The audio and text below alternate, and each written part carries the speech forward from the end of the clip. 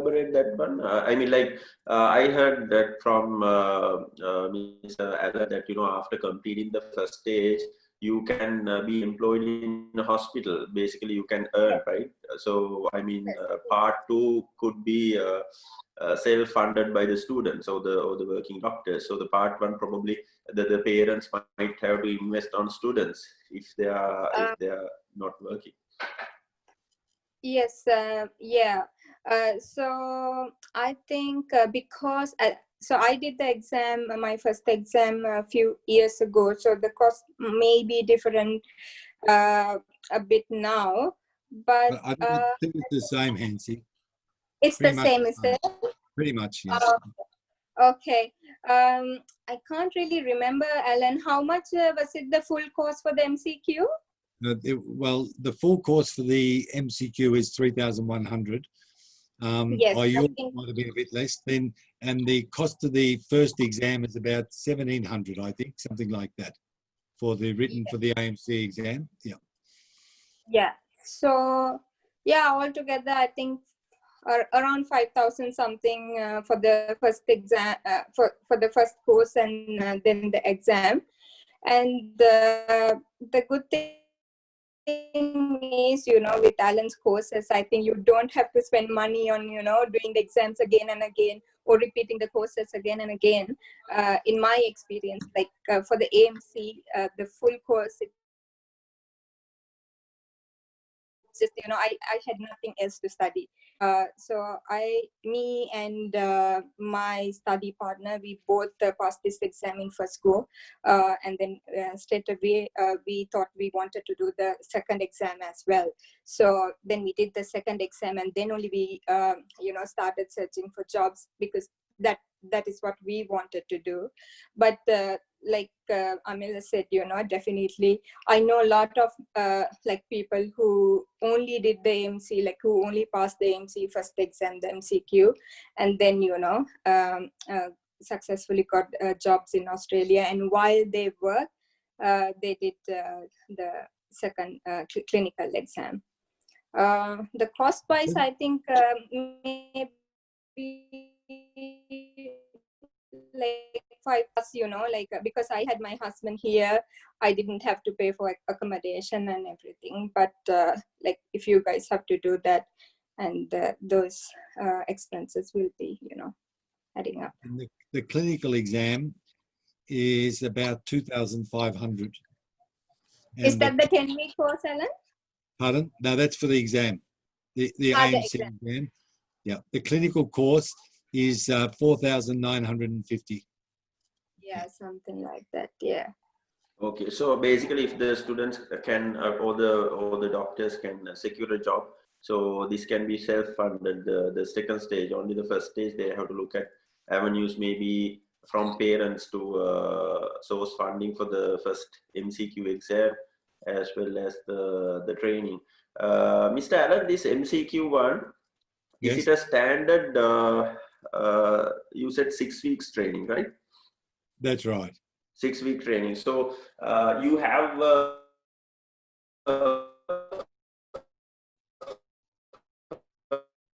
first of all, you have an evaluation process and a course for everyone. It's pretty much 6 weeks. Yes, the standard course, and they'll do 2 major trial exams during that with feedback, and then 4 mini trial exams. Plus, they'll be doing questions all the time throughout the course as well, just so they understand how to deal with the language around MCQ questions, and also the different subtleties in the questions as well. And I think that it's a good idea if people are deciding to come in, that there's probably it would be a good idea if they read the Australian Medical Council MCQ book first before they came in and did the course. Even they could read it twice, and then I think there's another reference book, MERTA. They're about, if you go to the AMC website, there's probably 100 medical books there. In fact, I think they're probably an impediment to the exam. I think that the two major textbooks that the students would need would be the MCQ book from the AMC and Murta's general practice book. That would be enough. And then the course, that's all you would need. Yeah. Alan, you said it can be done online, right? The MCQ training. It's online, yes. We do it. We do it at the moment. It's only online because of COVID, but normally we do face to face and we do online as well. They're separate courses, but at the moment it's only online course, and it's structured pretty much the same way. Okay, so you advise the students to complete an internship and come to Australia because, I mean, in nature, internship slots in Australia are very competitive. And Right. do you recommend the students to complete the first MCQ training during their internships? They can. You can actually take the exam. There are something like 100 offshore centres to take that exam. So you don't have to be in Australia to do the exam. You can like, for example, I think there might be an exam centre in Sri Lanka. There's 3 exam centres in India. Is there an exam centre in Sri Lanka, Hansini? Yeah. In Colombo, I think. There's one. Yeah, No. yeah. Yeah, in Colombo, yeah. Yes, and they're all and there's I think the exam centre in Russia as well. There are exam centres all over the world, so the people actually don't have to be here to sit the exam. They can sit the exam offshore and then pass it, and they can even do the English test offshore. But the clinical exam, they actually have to be here. And then there's a stipulated time frame where you have to complete the second stage once you are done with the first stage. There used to be many years ago, but now there's no time frame on it. The only time restriction is on the English exam. I think that lasts for 2 years, 2 or 3 years. But the restrictions on the MCQ and the clinical exam, no. Once you've passed them, and they don't expire at all. Right. Okay. The one I was talking about, the workplace assessment program, there is a cost to that. It's usually $10,000, but you're earning a salary at the time, and they just take the cost of that workplace assessment program out of your salary. Okay. So you're earning your income as well, but what happened, that the money that they charge you for that goes to the doctors that are assessing you, because they have to put in extra time. So it's just a way of them earning extra money. And generally, how much is the average salary for a person who are in the supervised training? You have to ask Hansi that. I think it's something like about 70 or 80,000 Australian, something like that. Would that be right, Hansi? As in, like, when you first start the job here, is it? Yes, As yes, a doctor. HMO too, yeah. Yes, initially, so it was Alan 80,000 annually. 80,000 annually. Right. 80,000. Yeah. So apart from that, doctor, do you get any allowances or perks, or is this the full package? No, 80,000 is the kind of the basic salary annually. Like when you do the night shifts and the weekends, like it adds up a little bit more. Maybe you go up to maybe 90 annually. Sure. Yeah, and also like when you're working, you can do enough, extra work. Like full time means 4 days a week. So like in your free days, if you decide to do some extra shifts, you can earn more easily. Doctor, in Australia, according to my knowledge, you can't do independent practice unless you become a specialist, right? Is it? Yes. Yeah. Okay. Right. And I think in Sri Lanka, like when we have like anyone who has the medical degree and who's registered with the medical council, we can work as a GP, Correct, correct. like a general practitioner, in Sri Lanka. Yes. But in here, it's a different specialty. So, like to be a GP, you first have to, work here for 1 year and get your general registration, and then you have to specialize. It's a different pathway to specialize as a GP. So it's bit, different from Sri Lanka. Like you can't, even though you have the full registration here, you can't work like that. Like what we do in Sri Lanka, you can't work like that. And Doctor, with the specialization, once you start working in the hospital and you've worked for 12 months, you become fully registered. Once you're fully registered, then every year the hospital will announce, look, now we're offering specialities. Who would like to be surgeon? Who would like to be physician? Who would like to be obstetrician, gynecologist? And then you apply, and you're the same as any local student then. So it's all down to, getting support from different professorial support for you when you're going for that specialization. So my point is that you're the same as anyone else. Once you've gone through these exams and you've become fully registered, then I've got many Sri Lankan doctors that have gone on to specialize here. Once they've got into the system and then they decide to start specializing.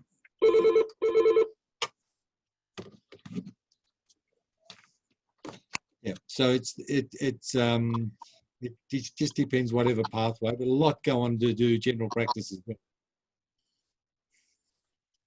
And could you explain the specialization pathway once you become a house officer or medical officer in Australia? Once you become a house officer and you're fully registered, that means working 12 months after you've passed the exam, you become fully registered. Once you're fully registered, then in the hospital system, they every year who would like to go down the specialist pathway or whatever particular specialization. And if you've got an interest and you've got some sort of support for you, I mean, professorial support or another doctor in the hospital to support you, then you just apply and you're the same as anyone else. Any local student, you can apply to get into any specialization that you want.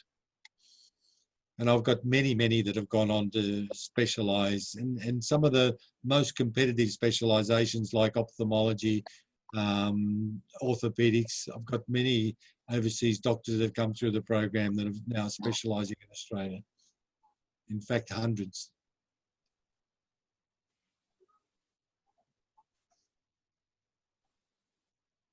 Anything else?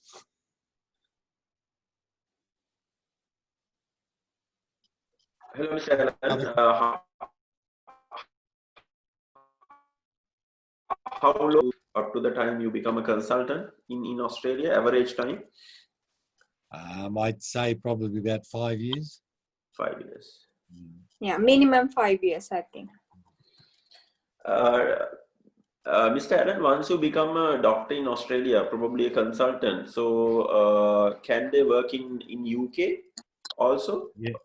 Yes, they can. With the same registration. And many do go over to UK, and many UK doctors come here as well.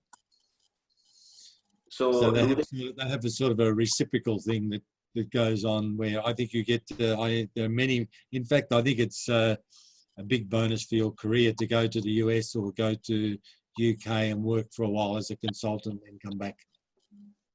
Okay, so do they have to do a kind of assessments before they start working in UK or USA once you become an AMC certified doctor? I don't think so. Do you know about that, Hansi? No, I don't know. I don't think so. I think they can.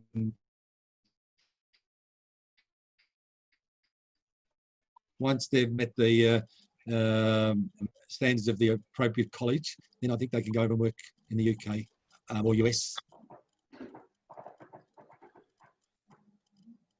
Alan, you said you said about workplace assessment would be around 10,000 USD. So that is little expensive than the clinical exam, right? It is, but it's sort of like, just say like what Hansi said, you'll be earning about 80,000. Yes. So that 10,000 will be taken out of your salary.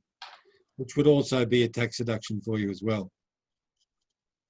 So it might be the initial cost to be 10,000, but in fact, it probably come down to be costing you about 6,000, something like that, I'd say. So what is your suggestion? The exam is easier or the work-based assessment easier in Well, I terms think of? if you get into the workplace, I don't know anyone that hasn't passed that. It's like, look, because I work with the local medical students as well.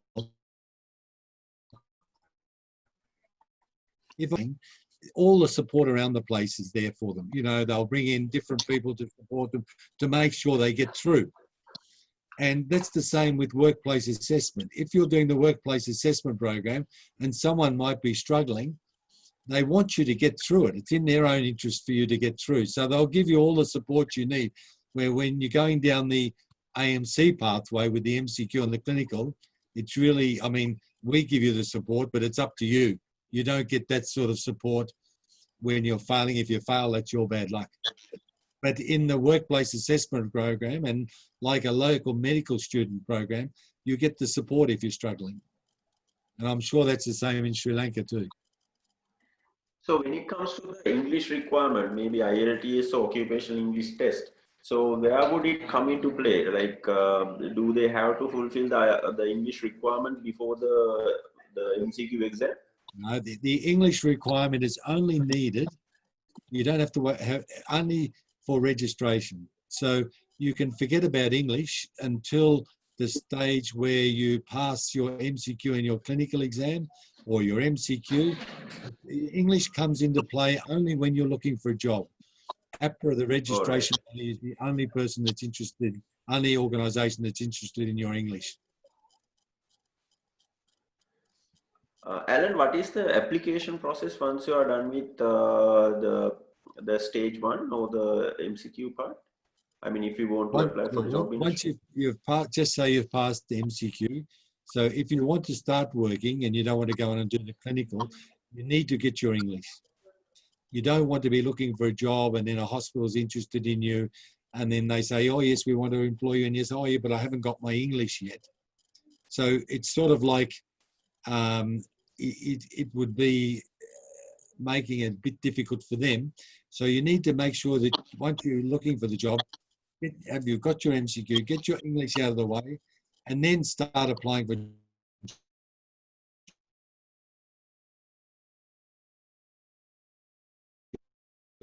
jobs. And then putting your D together, and then having the referees that can actually, that the hospitals can contact and have a talk about. That is where you can... If you've only got, look, I can tell you, for example, I always tell my students, look, you need to get the referees. Like I had a hospital, Wodonga-based hospital, ring me, and they said, oh, we know your name on a few CVs. I said, oh, that's because I do bridging courses. They said, we saw one girl here from Peru that she's done your course, but all her referees are from Peru. We're not going to interview her.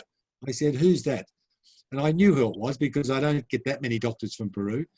And then they said who it was, and I said, look, she is very good, blah, blah, blah. So they actually decided to interview her, and she actually got the job. And I shouldn't have done it because it cost someone else a job. But my point is they weren't going to interview her because all her referees were from Peru.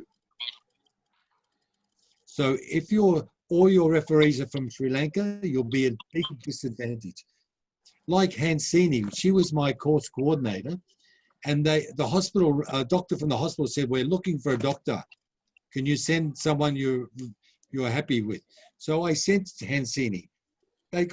She got the job straight away. They were very impressed with her, but she had all the requirements. She had the referees, like, for example, I was a referee, and I'm sure she had other referees. And then that's what you need. If all her referees are from Sri Lanka, she mightn't have got that job. Yeah.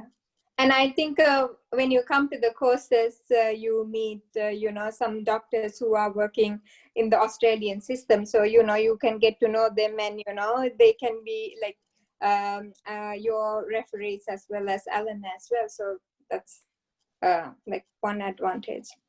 It makes a big difference. Yeah. And, I think I had only one Sri Lankan referee, and then Alan and another two from Alan's courses. you need one from Sri Lanka because, or Russia, or wherever they're doing the course in Russia. Then you need one referee, because if you don't put that referee in, the first thing they're going to think about, there must have been a problem there. So what you'll be, by putting the Sri Lankan one in, or the one from it's not Russia, but close to it. If you put, or from China, you put that one in there, you're virtually saying to them, if you want to contact them there, you're welcome. They're in my CV, you can contact them, but they won't. No. Yeah. They'll be interested in contacting the ones that are here. The other thing, just for the sake of the students' information, like, you know, in Australia, all the medical schools which are listed on WHO, a World Director of Medical School, we would be accepted as a primary medical qualification in Australia, right, Mr. Aaron? Yes, they are. I don't know. I think there's virtually, in all the time I've been involved, which is over 30 years, there's only one student I know that didn't get accepted, and he was from not Iraq, but Libya. They didn't accept him. It was knocked back through the EPIC. But usually they've just, what it means is that they've just got a list of accredited universities. They go through, make sure that this is an accredited course, and then they tick it off, and it just virtually goes through. There's usually not a big drama about it. Yeah.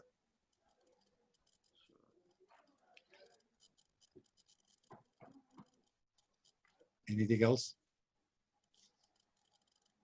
Indeed. Yes, I think we're kind of sorted. Amila, is there anything else? Have you got the other speaker also ready? Yes, other doctor is also ready. Students, do you have any questions to ask? Students, yeah, do you have any questions? You can unmute yourself and probably post your questions, or you can check it on the chat box as well, and Amila and myself will be happy to basically answer you. Okay. Amila, yes, Mr. Allen. No, and if any of you want to have a look at any of the students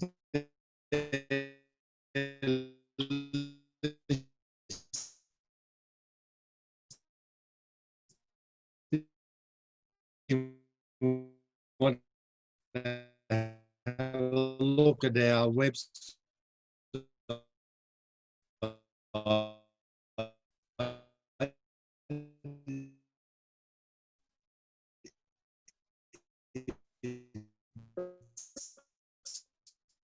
Mr. Anand, actually, it was a very valuable information, and I think our students and ourselves got a lot of information from you. Thank you very much. Thank you very much for arranging Dr. Hansini as well. Dr. Hansini, thank you very much to get to know you. Yeah, thank you. Thank you, Hansini, from me too. Thank you. No worries. Thanks. Bye-bye. All right, bye-bye. Thank you. Bye, everyone. Bye. Okay, so can we have Dr. Nishan Undugoda, a consultant psychiatric doctor from England? Can we have you, doctor? Yes. Hi there. And hi. So basically, let me just share the screen. Okay, so basically, we are going to speak about the parallel opportunities for students after they get into the medical stream. So, like as everyone needs to get into the Australian system, basically you don't need to study in Australia to get into the Australian system. Similarly, if you want to get into the British system, you don't basically need to study there. From other avenues, you can make your career pathway. So you look at the favorable ways of how you can possibly get an entrance to this.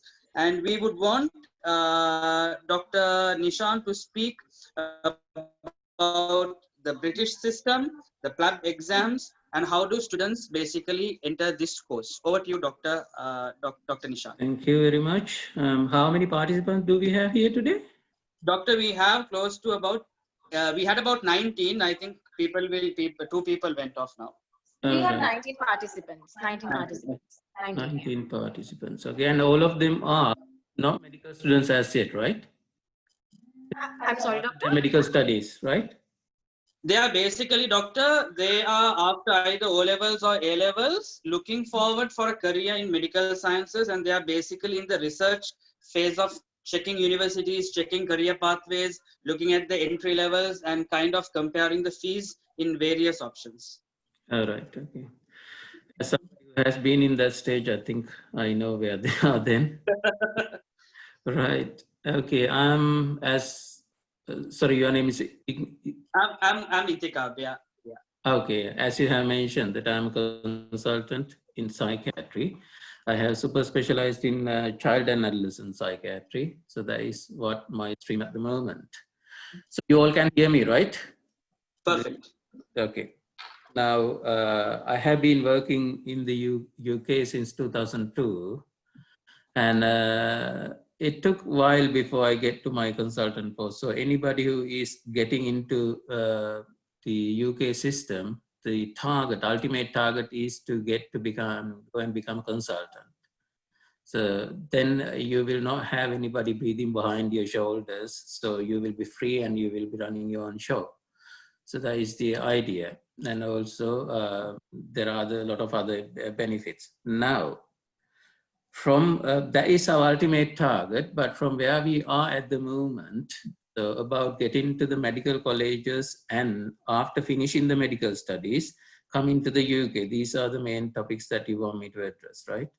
So first of all, I have to highlight two things. Number one, any country should be really grateful for any medical graduate who are coming to their own country after qualifying. Yeah, it is very similar to us that whether you like to have a bowl of dough or fully baked bread, isn't it? So something that has fully cooked and prepared for you, and some other country has spent the whole money for training that medical graduate and presenting that person to Australia or UK, they should be really grateful to have you here. So that is the whole idea. However, as you know, there are a lot of dodgy medical colleges and things around in certain countries. For that reason, they have to be really careful about who they are taking in. For that reason, yes, there is a small filter system here. So that filter system is in everywhere. You know, in Sri Lanka, there is something called Act 16. The same way we have PLAB, Professional Linguistic Assessment Board exams. So now, I think Amil asked me to address something about the fees and things. I hardly see any people from Sri Lanka or India coming to study medicine in the UK because of the extremely high prices. And I can't believe, even though I'm a consultant here in the UK, if I had a child that I would be, if I had to pay that money, I would not be able to manage it. It is because it goes up to, give me a second, I got the correct figure here. And I can't hear you, sorry. Shall I? Is it somebody trying to ask something? Probably it was just a disturbance from the mic. Okay, yeah. So I got the, I'm a senior lecturer in two medical colleges. One is HYMS, this Hull and York Medical School. And also I'm a visiting lecturer for clinical tutoring in Cambridge University. I'm not talking about the Cambridge University, as I told Amla yesterday, but for the yearly price for an international graduate in Hull York Medical School, where is my local medical school, is £34,950 per year, as per the current rate. And it can be increased by maximum up to 2% over the subsequent years when it starts. So as you can clearly see, it is roughly about 84, maybe the reason why not many Asian students are seen here studying medicine in our medical colleges. However, I know there are some Malaysian students I have seen, and they get a full scholarship from their government. They might have an arrangement over there. Having said that, with regards to the medical students in, so those who would like to do medicine in Sri Lanka, I have to highlight one thing which is really, really I'm clear about this, okay? And if you will not be able to get through A-levels in Sri Lanka, that should not be the end of your hope or end of your medical career. Because the reason why that it is so difficult to get to the medical colleges in Sri Lanka, number one, there is a very limited number of seats by comparison to the number of candidates who are applying for it.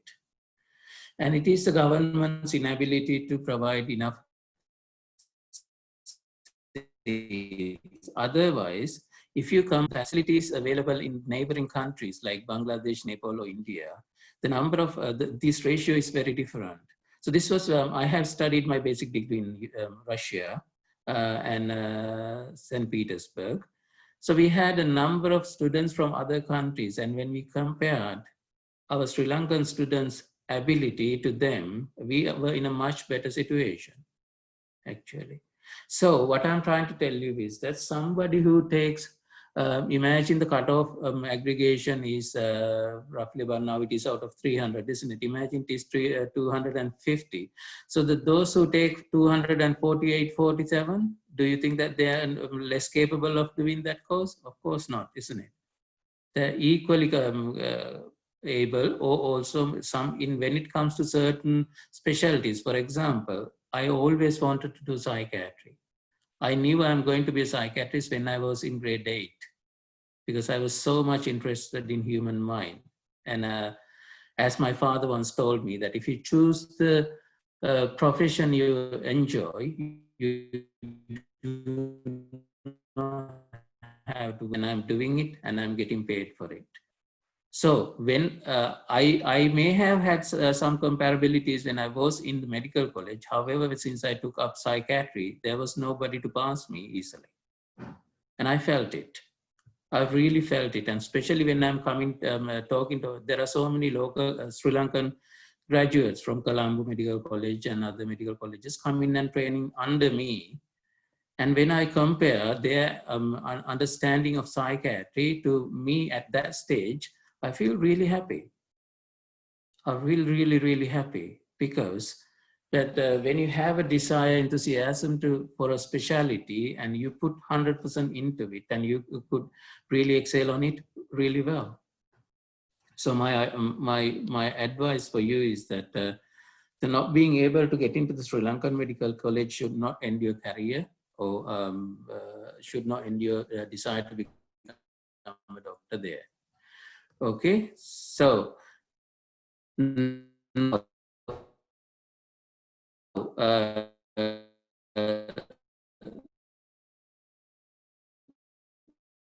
so if I start telling you the things that you have to do in order to get into the UK medical stream one by one, at this stage, it will sound like something to bash you, to put you back, right? And I can boast a lot, so that the more, if I portray it as more difficult, the more respect I get from you guys and everyone else, isn't it? But for that, then I will start saying so many things, that this is what you have to do, this is what you have to do, this is what you have to do. Rather than going into those details, I will try and explain to you about the areas that you need to be really careful and focused on. Now,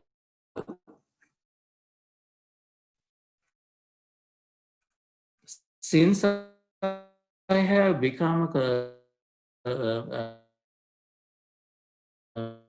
since I have got years before you take part 1, there are 2 exams that you have to pass after passing your final medical exams. So PLAB part 1 is the first exam. The second one is PLAB part 2. Now, before you start taking PLAB part 1, you have to have passed IELTS or OET. So I hope that you guys are well aware about these 2 exams. Are you? Or is anybody not clear about it? Hello? Yeah, doctor. Everyone basically knows about it, doctor. Okay. Now, fine. In that case, that's sorted. And what I have seen in the website is now your IELTS requirement is 8. Is that right? Do you all know that? Overall 8 you need to have before you can apply for part 1. Do you all know that? Doctor, is it each band 8 reading, writing, listening, speaking? There was an example they have put in the GMC website, because all these informations are available in the GMC website. The what said is that 7.5 in 2, but speaking and listening you need to have 8.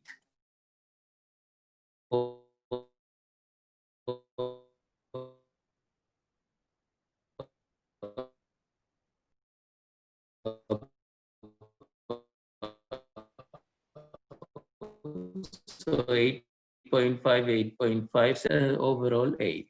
So how can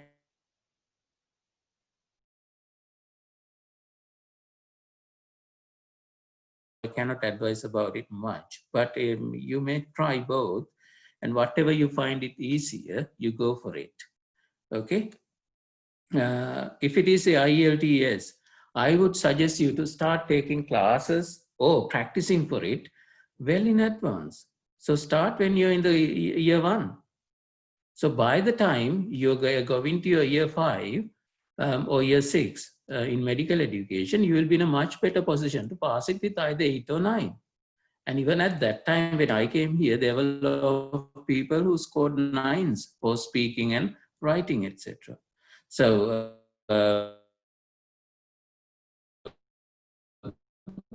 the standard there is easier for you to pass that. So that keep in mind. And there are so many online materials, and there are, I know I'm also aware about some dodgy materials that some people have stolen from certain areas, certain places like Cambridge and things are in the internet. And be careful, but practice, practice, practice, and you will finally get through it when you need it. Now, the other thing with regards to IELTS or OT, that the validity of these exams only lasts for a couple of years. For that reason, do not do them well in advance and get it run out by the time you're applying for part 1. Is it clear? Okay. So do it only when you're about to do the part 1. Leave it as late as you can, and but make sure that you have a placement somewhere in the world to do it. Okay. So that with regards to the IELTS, and that is one of the major bottlenecks. I will explain why I think this IELTS has increased, and it is actually good for us as non-Europeans. In the past, I can't remember the year when UK joined the European Union, and all the European countries like Poland, Estonia, and other European countries, the people who wanted to come and work here, they started bombarding here. And they came as flocks, and many of them could not speak English, but the European Union right means that we had to teach them English while they are in their position, while we keep on paying them. That became a real headache. Now they have passed these rules and got them also doing the IELTS exam. And if the IELTS rules, the requirement will come down, again they will be able to come. So the getting to 8, very hardly a European will try to improve their English to that level to pass it with 8. For that reason, not many Europeans are coming here at the moment. That leave the whole market to us. So that is, in a way, is a good one. So take it positively, start practicing for it, and we are the only difficulty in order to get here. So that is one thing. Now, with regards to the PLAB, PLAB has got 2 exams. First one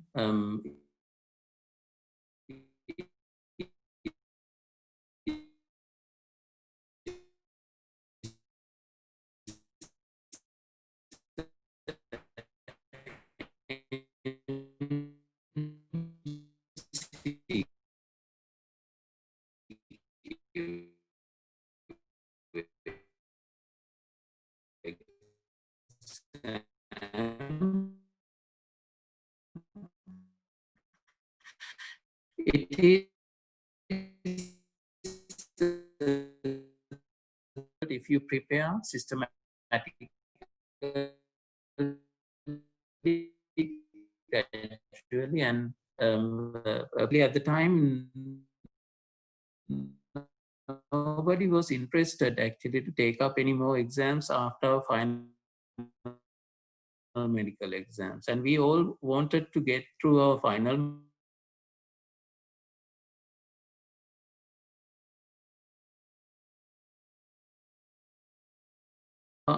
urged, eager to go back to Sri Lanka and start working there, and private practices and things were there.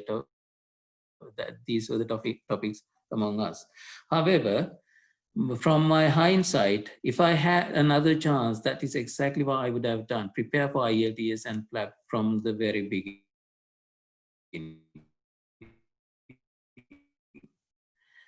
Point if Dr. Dharangan require asked me to do so. So that is also a possibility. Now, the other thing is that this PLAB. Now, the other bottleneck is to coming here, getting the visas. Again, that is out of the question the thing that you need to sort out on your own. What I have seen is, I imagine you are studying in Russia, or this is my experience mainly from Russia, so I will talk about them. After your third year or fourth year, it becomes much easier for you to get a visa to come to a European country, because they can clearly see that you've been studying really well over the first 3 years, and you are not somebody who's going to leave the course for an odd job in Europe, isn't it? For that reason, that they will become a bit convinced about it. And at the same time, if you prepare your bank statements and things, and you will be easily able to apply for um,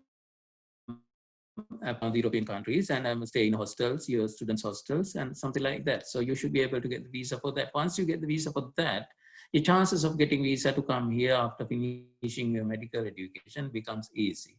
And there is another trick that you could do at the end of the medical education, which is that you can apply for the postgraduate studies in Russia, and while you are in that postgraduate education, you can apply for the PLAB visa as well to come and do the PLAB exam. And in that case, your chances of getting the visa is high as well. So when it comes to that situation, we may be able to advise you. So that is the third thing. Now, with regards to making the PLAB exam easier, there is another thing that you can do. As I told you, part 1 exam is MCQ exam, and you can easily prepare for that with the help of your medical college tutors and those who are in higher courses, higher classes like 5th year, 6th year. And also by reading the online materials, you can prepare for the part 1. And there are a lot of similar questions that to those that come in the exam. And you can be well prepared for the part 1, and you can easily pass that. And I'll tell you some numbers about those who sat down for the part 1 in 2015.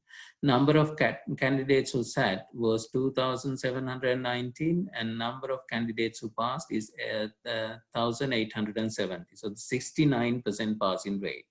And remember, this is out of the whole world. And there are medical students who are coming from very deprived areas. And their English knowledge and the medical knowledge is very poor by comparison to many of us. And as I told you, that as Sri Lankan medical students, you are in a much better position, because I personally have a great respect for those who are going to do the medical education after not fulfilling the criteria for medical schools in Sri Lanka.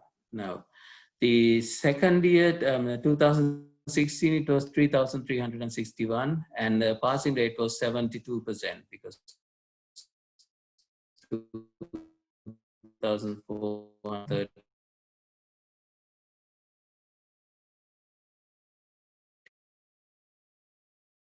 in 2019, it was 11,018, and number of candidates who passed the part 1 was 7,015, and that's 64%. These are this size. So it could be low. And when it comes to get into the medical colleges in Sri Lanka, the percentage the same numbers. Just tell you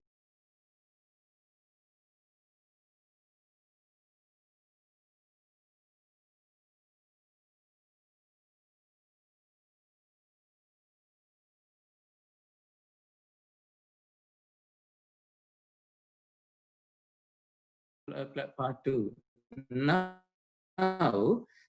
there is a new exam they have now. The university, and you have to inquire it from the university. But I think if you are coming from Sri Lanka and you get into the